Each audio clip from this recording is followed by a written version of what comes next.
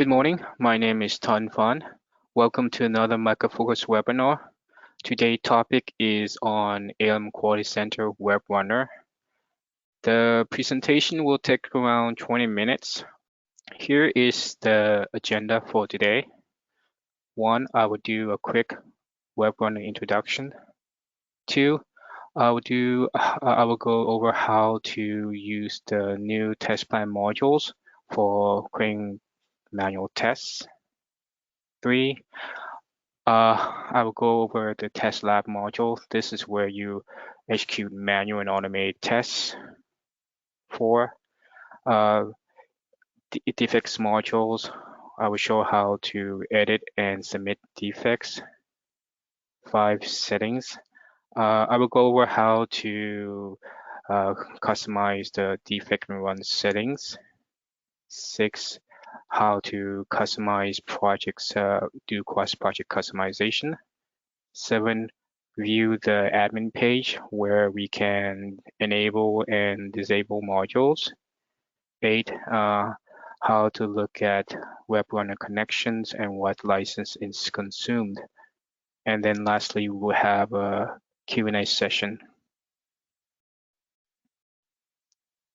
So what is web runner? Web runner is a new lightweight and pure web-based tool. Web Runner is a test authoring and execution tool. It enables you to create manual tests, run both manual and automation tests, submit and edit defects, and view dashboard. All of this without the need to download the ALM client. It offers a different set of forms and rules to enforce your process without using the ALM workflow. After creating your tests and completing your test runs, the test results along with any submitted defects are automatically saved to ALM.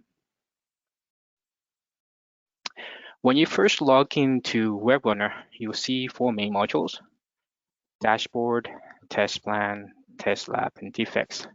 So test plan is the new test authoring tools in ALM's Quality Center 16, which will be coming out later this year. At the very top level, what you can do within these new modules is you can create folders by clicking on the Add Folder buttons.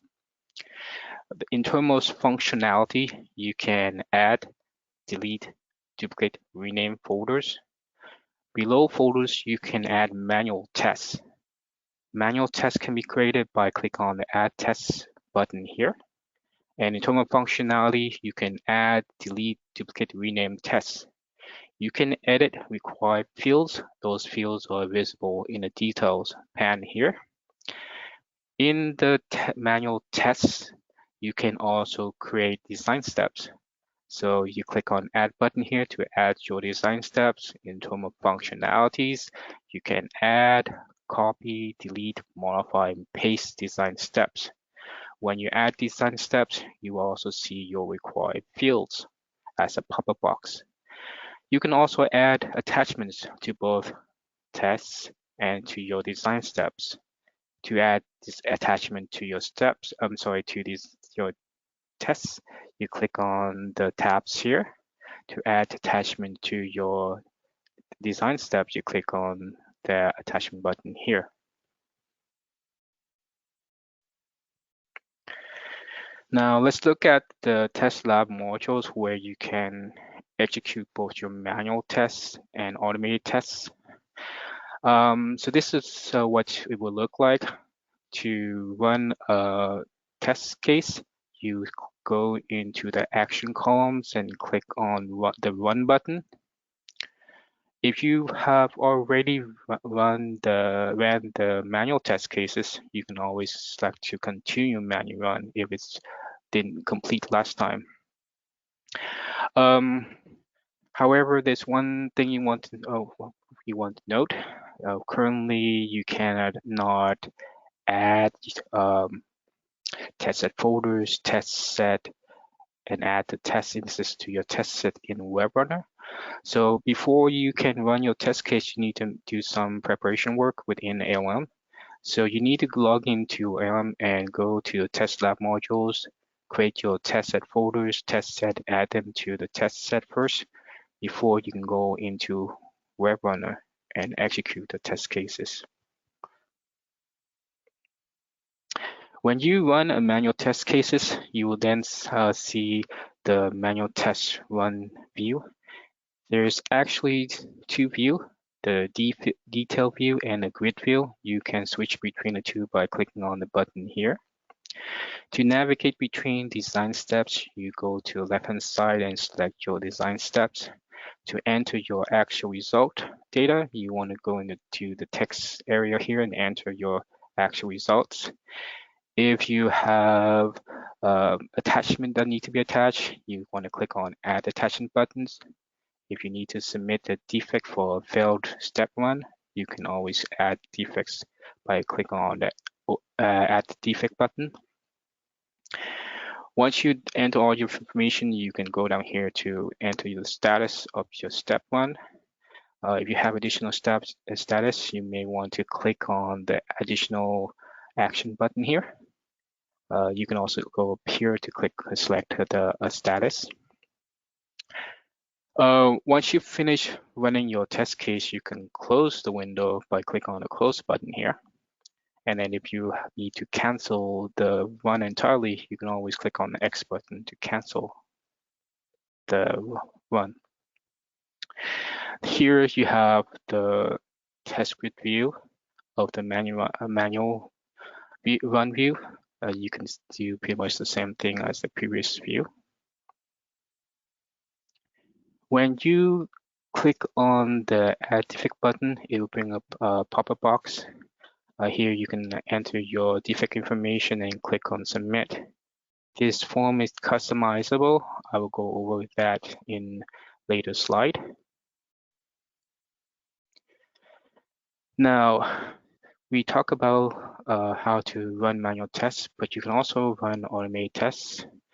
To run automated tests, you need to do some installations. What you want to do is you want to get a machine where you have dedicated for test automations, and on that machine you want to install the test execution agent, which is just a zip files, and then you want to do the AM client registration. If you don't have Java installed on the machine, you want to install a 32-bit JDK. You will be required to enter that location later. So once you have all of that installed, you want to go into that machine, bring up DOS command window, and then navigate to the location where you extract the test execution agents. And that, if you see here, I cd to that directory. And under that directory, you will then see a batch file called start-agent.bat. You want to run that batch files. The first time you execute the batch file, it would ask you for a number of things like what's your ALM server, what's your API key and password, and where's the location of your JDK JLE. It needs to be 32 bits because it's a DCOM object, so you need to provide a 32-bit version and not 64-bit. And if your information is correct, it would then start the service. At this point in time, the agent will be starting. So once you have the test agent set up, you can then go ahead and go back to your test lab modules in WebRunner and click on the run button of your automated test case. And it will start, you will see a spinning icon, which indicates that it's working on it. Now, if you need to monitor the test execution, there's two ways to do it. You can actually log into ALM and go to Tools and click on Task Manager. It will show you what's the current tasks running on tests on the projects. Another way, if you have access to the test agent machine, is you can look at that DOS last window and see what's actions being performed on that machine. If you have a lot of test agent machine, that may not be feasible, so probably the best option is the task manager. What automated tests you can execute depends on what testing tools is installed on a test agent machine. If you just have the AM client installed, so all it can run on in that case is just VATBXP, which comes with the AM client. If you have U of T installed on the test agent machine, then you can of course run U of T test case, VATBXP test, business test, flow test, and service test. So just keeping that in mind. Now, let's have a look at the defect module. This is where you can look at all the defects in your projects and submit and edit your defects. We talked earlier about submitting defects when you run a manual test. You can also add defects by clicking on the add buttons at the very top corner here. Once you add defects, you can also view in here by clicking on the ID to access the defect details informations.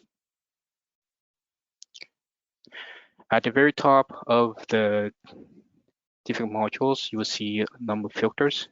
So if you click on all, it will clear your filter conditions and display all defects.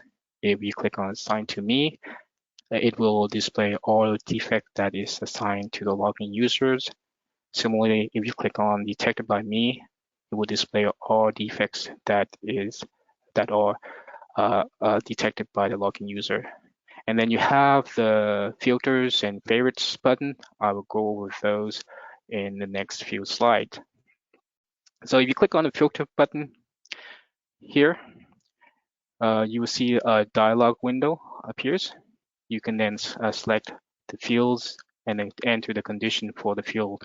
You can have multiple field filters.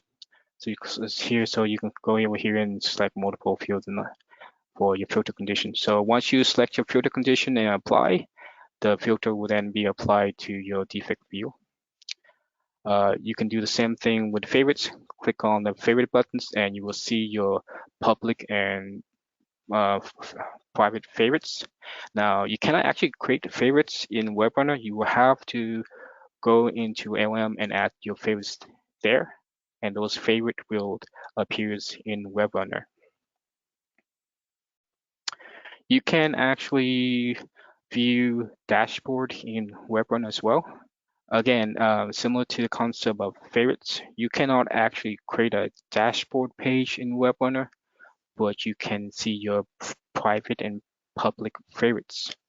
So what you want to do here is you want to select your favorites page on the favorites dashboard page, and then it will show you the graphs within that dashboard page.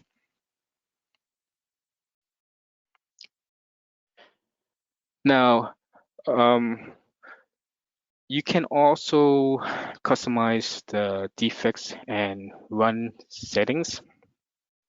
To do that, what you want to do is go to the eclipses and click on the entity settings, and you have this option selecting defects run settings to customize. Here we want to click on defects. One thing to note, you need to be a project admin in order to see these menu options. So if you're not a project admin, you won't be able to see this. Now, what you want to do next is you will then, once you click on defect, you will see the defect settings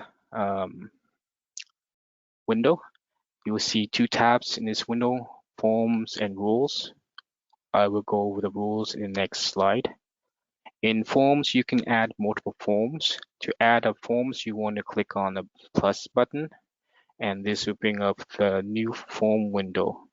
Here you enter the name of your form and click on create, and it will then display the fields that are already in the forms. You at this point in time can add additional field to the form. You can move it up, the field up and down to order the fields in the form. You can set it to visible or not visible. You can remove a field from the form if needed, and you can set the required properties. You can also set the default value for a field. And if the field is a lookup list, it will show you the list assigned to the field. Unfortunately, you cannot assign a list to field within WebRunner. Now, if you are working in a template projects, you will see two additional columns, application rule and ready to apply. Application rules have two items, recommended and enforce. If you select enforce, this means that the field here will be disabled in the linked project, so you cannot change it in the linked project customization. If you select recommended, then the field will be editable within the linked projects. Now, the changes made in the template for this particular field will not be pushed to your linked project unless you enable the checkbox under ready to apply. So when you enable the checkbox here and do customization push, the customization for this field will be applied to your linked project. Now, rules allow you to create rules that define when a form will be invoked. Now, to add the rules, again, you want to go to your ellipsis here. It's like entity settings, defects, and click on rules. To add a new rules, click on add rules, and you will see the add rule window. The first thing you want to do is decide whether or not it should be active or inactive, and then you select the form that will be used by these rules. Under this, you will then see timing. Timing setting determines which event we called that will invoke this particular rule. There are actually four timing events here. You have load form creating defects and field change creating defects, and you have load form and change field for adding defects. Think of these two events in the green as events that occurs when you are working in the add defect window, and think of the last two events as events that occur when you are working in the defect details window. So when it does load form call in defect creating, it will be called when you click on the add defect button.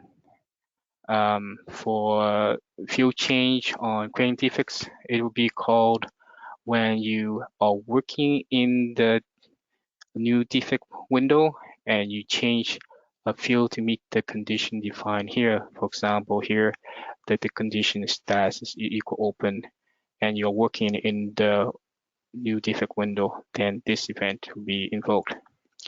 Similar concept for load form editing defects. This will be called when you have an existing defect, you click on defect ID to bring up the defect detail windows. That's when this is called. And the field change editing defect will called when you are in the defect detail window and you make a change that will fit the condition here. So once you enter the events, you want to click on add to add your rules, and then it will appear in the rule list here. You can then order your rules up and down to set the priority. Higher up events will take precedent over lower one. Similar concept, you can also customize the run settings. You want to go to ellipsis, entity settings, select run. Here, you don't have the concept of adding forms, but you can still add fields to the run settings. So you can move the fields up and down. You can make it visible or not visible. You can remove the field. You can add the fields, and you can set the required properties and default values. Once you made these changes and save, when you run a manual test, the field will appear when you run the manual test. Now, cross-project customization. This feature is only available for AM editions. So the first thing you want to do in cross-project customization is, of course, make sure that your projects, your linked projects are aligned to your template. So you want to do that first. So you want to go to AM, make sure the project are linked to your templates, make sure you verify the projects, and then push the customization to our linked project first. And then in Web1, you want to log into the template projects, go to ellipsis and select apply template. You then see your projects of all your linked project, then you can select the project you want to push the web runner customizations and then apply the changes. If it's successful, you see here the status of the applications. And if there's an error, you can always click on the bar here and it will display additional information.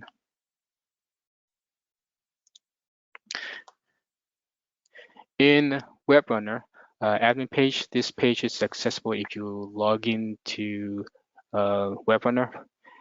You will then see at the bottom this Web Runner admin page. This page is only visible if you are a site admin. So for SaaS customer, if you need to disable and enable Web Runner, you will need to open a ticket and have the operation do the task for you because you won't be able to see this link. Site admin permission is limited in SaaS. Once you log into the Web Runner admin page, you will see a list of projects and you have a number of options here. You can enable, disable Web Runner. When you disable Web Runner for the projects, the project will disappear from the login page, so you won't have that option to select the project. And you have the option to enable dashboard, test plan, test lab, defects. Now this are again new functionality in M16.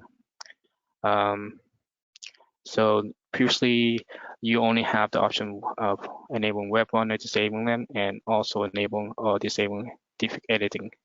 Now you can actually enable or disable each modules. If you enable or disable modules, the module will not be visible within that particular projects.